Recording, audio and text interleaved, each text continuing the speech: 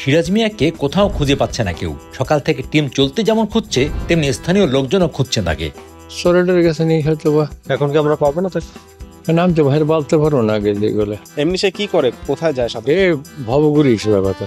সিরাজকে যখন পাওয়া গেল তখন দুপুর গড়িয়ে বিকেল। জিজ্ঞেস করলাম কোথায় গিয়েছিলেন, কাল তো আমরা বলে গিয়েছিলাম আপনাকে। এই প্রশ্নের উত্তর না দিয়ে বলল চলেন বাড়ি, সিরাজ মিয়ার ব্যাপারে পরে ফিরবো। ওদিকে বাজারে পাঠিয়েছিলাম স্থানীয় কয়েকজনকে। কাছের বাজারে খুব বেশি কিছু পাওয়া যায় না, তাই যেতে হয়েছিল এখান থেকে 10-12 কিলোমিটার দূরের বাজারে। মাংস, পোলার চাল, মশলা, তেল এসব কেনা হলো। তারাও ফিরল কিছুক্ষণ আগে। যেখানে আছি এলাকা সম্পর্কে একটু ধারণা দিই। বাকেরগঞ্জের দুর্গাপাশা ইউনিয়নের নতুন চর এলাকায় তার বাড়ি। অজপাড়াগা বলতে বইয়ে যেমন পড়েছি ঠিক তেমনটাই দেখেছি এখানে এসে। হাঁটতে হয়েছে বহু পথ। মনপুরা সিনেমায় সোনার চরিত্রের কথা মনে আছে নিশ্চয়ই আপনাদের। সিরাজ মিয়ার এই বাড়িটি অনেকটা সেরকম। নদীর ঠিক পাড়েই সিরাজ মিয়ার খুপড়ি ঘর। ঘর বলা যায় কিনা জানি না। আশপাশে বসতি নেই। কিছু দূরে বিচ্ছিন্নভাবে কয়েকটি বাড়ি চোখে পড়ছিল আসার সময়। ও ইয়ারা ওর মেরা কাল হান দিয়ে এরা দুইজন হান বইছে ছাত্ররা। বই এটা হেয়ের পর সব রইলেই। এখানে কেন আসলাম? আমরা এমন একটি পরিবার খুঁজছিলাম যে পরিবারকে আমরা একবেলা খাওয়াবো তাদের সবচেয়ে পছন্দের খাবার। এই এলাকার মানুষই সন্ধান দিয়েছিল সিরাজ মিয়ার। বিয়ে শাদী করেননি সিরাজ মিয়া। আত্মীয় পরিজন যারা আছেন তারাও এই গ্রামে থাকেন, কিন্তু ভিন্ন একটি পাড়ায়। তাদেরকে কোনো এক অভিমানে এড়িয়ে চলেন সিরাজ মিয়া। মানে একা একা সে আসলে লোকালয়ে তেমন থাকে না। সে অনেক আগে থেকে দেখছে একাকিত্বে থাকে। মানে তার আত্মীয় স্বজন আছে, তার আত্মীয় স্বজন মোটামুটি ভালো পর্যায়ে আছে। মাঝে মাঝে দেখিতে তারা তাদের অনেক তাকে সাধে নেওয়ার জন্য আগ্রহ প্রকাশ করে, কিন্তু সে যেতে চায় না। মানে সে কারো বা ডিপেন্ডেবল না, মানে সে নিজে যেটা ভালো মনে হয় সেটাই করে আর কি। খুপড়ি ঘর ও চরের জমিতে শাকসবজি চাষ করেন, নদীতে মাছ ধরেন। এতে একার পেট চলে যায়। এই পোলাপানে এর সিম দিলে এই যে ফলতে পারে না। সিরাজ মিয়াকে খাওয়ানো ছিল আমাদের জন্য বিরাট চ্যালেঞ্জ। তিনি নাকি কোথাও খান না, কারো বাড়িতে খুব একটা দাওয়াতেও যান না। যে খাওয়া তো দূরের কথা, তার বাড়িতে রান্না হবে এবং তিনি খাবেন, এটা করতে আমাদের একটা উপায় বের করতে হলো। ঢাকা থেকে এত দূরের গ্রামে বহু ঝক্কি ঝামেলা পার করে এসেছি, এমন ভাবে ইমোশনাল ব্ল্যাকমেইল করেই রাজি করালাম। না না, অনেকে চেষ্টা করছে কিন্তু আমরা বিদেশি মানুষ, আমরা একটা হাউস করে না খাই, অসুবিধে। কথায় কথায় ইসলামের খলিফা নবী রাসূলের গল্প বলে উদাহরণ দিয়ে যাচ্ছিলেন। এই বেড়া বর্তমান যুগে আল্লাহরে বাবাটা খুব কম, বেশিরভাগই ইহকাল, পরকালের তা খুব কম। যাক, চুলা যখন ধরানো হলো তখন তো বিকেল আগেই বলেছি।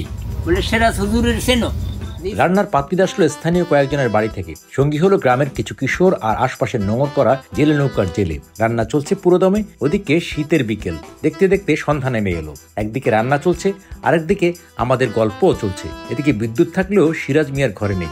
ঘরে কুপিবাতি আছে একটা, আমাদের মোবাইলের টর্চ চালিয়ে আর ক্যামেরার সাথে থাকা লাইটই ভরসা। তখন সিদ্ধ হয়েছে ঠিক মতো?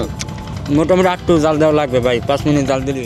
আজকে চাঁদনি রাত, চাঁদের আলোয় সবকিছু স্পষ্ট দেখা যাচ্ছিল। সিরাজ মিয়া বলে চললেন নানা বিষয়ের গল্প। একবার এক এক বিষয়ে চলে যান।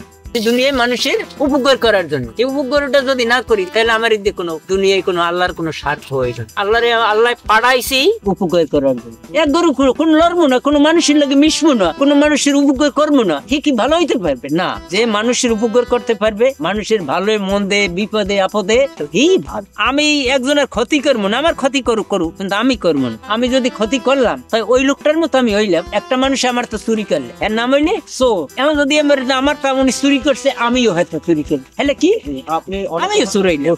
এই নদী পাড়ে পিকনিকে আসে অনেকে। সিরাজ মিয়াকে সাধলেও খাননি কখনো। আজ সেই কিশোরদের কয়েকজন সাথে আছে, তারা তখনও সন্ধিহান সিরাজ মিয়া খাবে তো। সন্দেহ আমাদের মাঝেও। তিনি রেঁধে দিচ্ছেন যেহেতু আমরা ঢাকার মেহমান, কিন্তু তিনি খাবেন কিনা সে উত্তরটা স্পষ্ট করে দিলেন না একবারও। আল্লাহর হুকুম যদি হয় তাই খাবো, আর আল্লাহর হুকুম না হয় তাই খাইতে পারলাম। মানে আমরা তো প্রায় এখানে অনুষ্ঠান করি, বা আমাদের বেজের মানে অনেক সময় আমরা পিকনিক করি, যেমন আপনার ঈদে, তারপর কুরবানিতে আমরা করি। মানে সে সময় সে থাকে, তখন আমরা বলি যে আপনি খান, কিন্তু আপনি সাথে থাকে না, সে ঘুমিয়ে যায়। আমরা অনেক জায়গায় রিকোয়েস্ট করি, ডাকাডাকি করি, বলে যে আমাদের বিরক্ত করো না বাবা, আমি ফজরের নামাজ পড়বো, আমাকে তোমরা বিরক্ত করো না, আমি ঘুমাই। পরে তারকে আমরা খাওয়াতে পারি না, মানে অনেক রিকোয়েস্ট করি, কিন্তু সে খায় না। যেহেতু আপনারা আসছেন সেই ক্ষেত্রে সে আগেই বলছে যে আপনারা বিদেশি মানুষ, সেই সুবাদে আর কি আপনাদের ভালোবাসার বা আপনাদের একটা সম্মান রক্ষার্থে সে আজকে রাজি হয়েছে। তো চাচাই হে কেউর তা কোনো ভাও জিনিস খাবে না, হে ওই নিজে যা তৈরি করে হেয়ে খাইবে, শাক হোক সবজি হোক হেয়ে খাইবে। আজকে আপনাকে দেখে মানে একটু সম্মান করছে। রান্না হচ্ছিল তেহারি, কিন্তু এরা কেউই এটা রান্না করতে পারেন না ঠিকঠাক। অবশেষে ডাকা হলো একজনকে, তিনি নাকি মাহফিলে রান্না করেন প্রায়। হাল ধরলেন তিনি। এবার সুঘ্রাণ ছড়িয়ে পড়েছে চারদিকে। কিছুটা আশ্বস্ত হলাম, রান্না ঠিকঠাক চলছে তাহলে। আগে আসতে পারি না, এই জন্য আমি আন্তরিকভাবে দুঃখিত। আমাকে ফোন দেওয়া হয়েছিল, প্লাস আমাকে মেসেজ দেওয়া হয়েছিল, আমি কিছুই দেখতে পারি না, এই জন্য আমি আন্তরিকভাবে দুঃখিত। এখন রান্না প্রায় শেষ পর্যায়ে, যেটা প্রবলেম হয়েছে আশা করি এটা সলভ হয়ে যাবে, আমরা সামনে আগাইতে পারি। তার তত্ত্বাবধানে রান্না একসময় শেষ হলো। খাবার বাড়া বা এই 15-20 জন মানুষের জন্য প্লেট বলতে কিছু নেই। সিরাজ মিয়া জানালেন তার এখানে মেহমান কেউ আসে না, আর যদি কখনো 2-1 জন আসেন তাহলে কলা পাতায় খেতে দেন। আজকেও সেই ব্যবস্থাই হলো।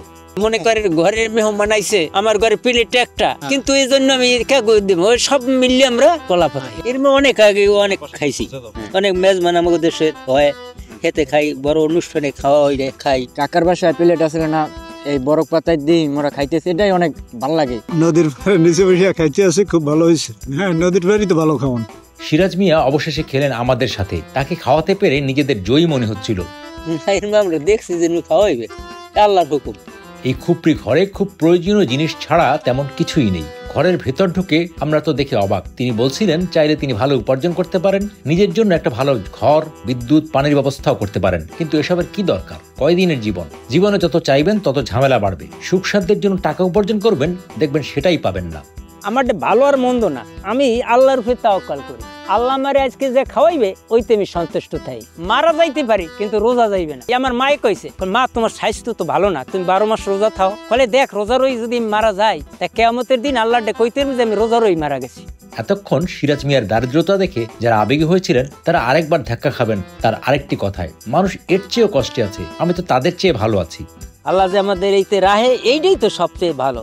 আর আয়ার চাইতে কত কষ্টের মানুষ আছে, হেগুসাই তো আমি ইনশাল্লাহ অনেক ভালো আছি।